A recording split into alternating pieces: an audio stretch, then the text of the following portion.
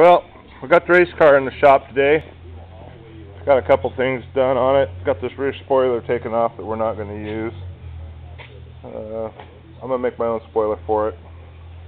Going to make an aluminum spoiler up off the back.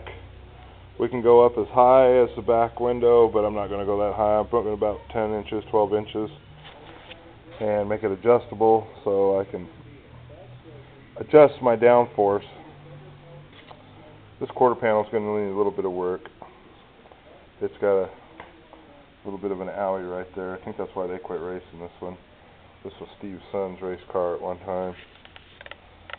But took the top off. All this inner top stuff's got to come out. Maybe in 6'4", I'm going to need all the helmet room I can get. We're already having to make a custom seat for it so it can get me down low enough in the car. And we're going to make this an automatic car because my 17-inch shoe just ain't going to fit down in there with a clutch and a brake and a throttle, especially when I got to get to the throttle and brake at the same time, doing left foot braking, and change out that steering wheel. Matter of fact, that whole dashboard and everything's coming out of there. This is we're going to pull everything out of this interior. It's just going to be gutted all the way down to the floor. 10-point roll cage, door bars. We're going to take the door, all the door mechanism, skin everything off, run door bars into the door all the way up against the skin, give me a little bit of room, extra protection. And on the passenger side too, because I will have a passenger seat. Some of the events I can run passenger, so got to keep them safe.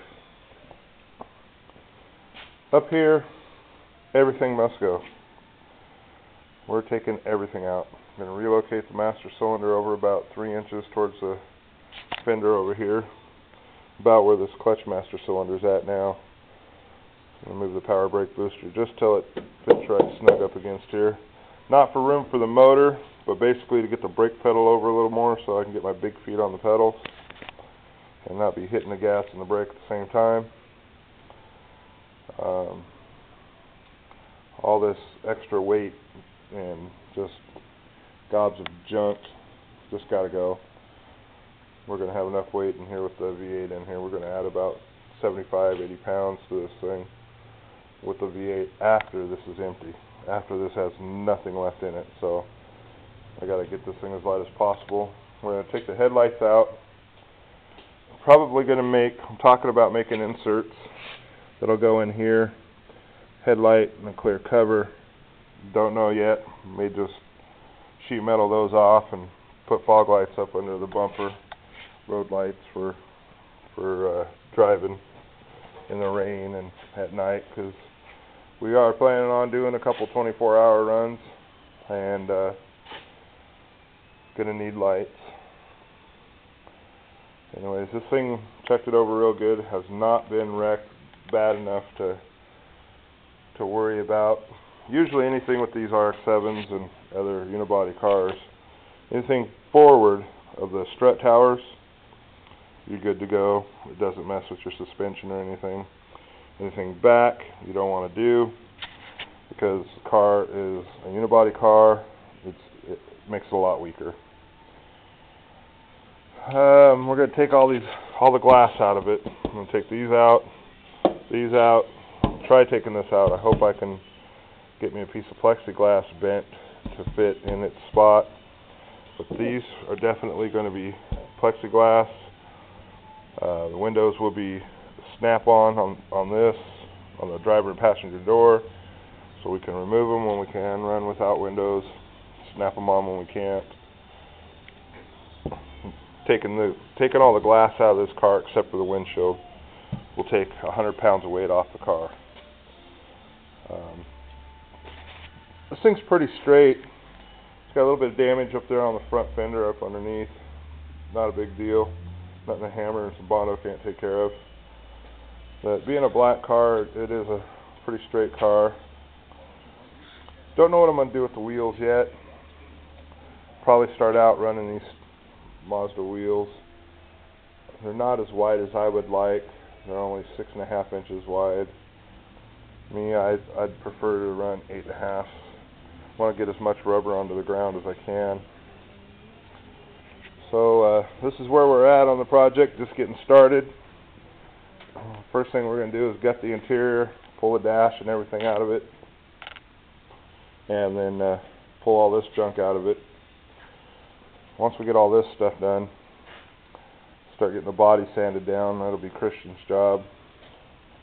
He's going to have a he's going to have his hands full with this one, but he's learning how to do body work and stuff like that, and he likes it. He doesn't mind the little manual labor.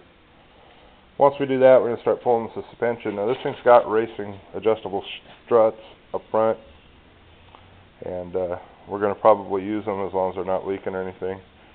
The back we'll probably replace because I believe they're stock. I don't remember yet. We're going to use this rear end. It's a posi rear end. It is not independent, which I wish it was, but it's not. It's a live axle, but for keeping the cost down as much as we can, we're going to run with it. We're not going to try going with an independent rear end. We need to worry about strength too, because that V8 motor will be putting 300 horses to the ground back there, and we want to make sure we got a rear end in there that's not going to snap on us. Putting the power to the ground. This was given to me by Steve Newby. He was going to run it in his, but I think he went with something else.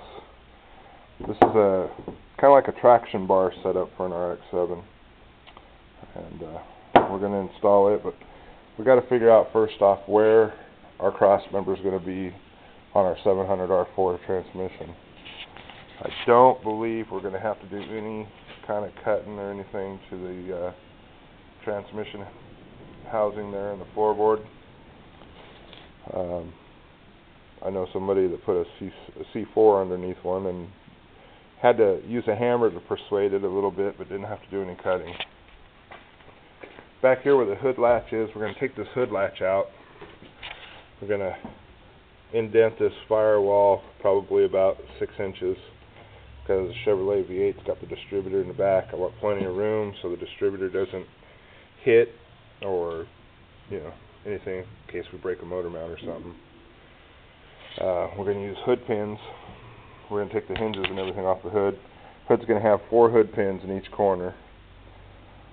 That'll hold the hood on, and that way in a front end collision, the rear pins will hold the hood. This way it is now.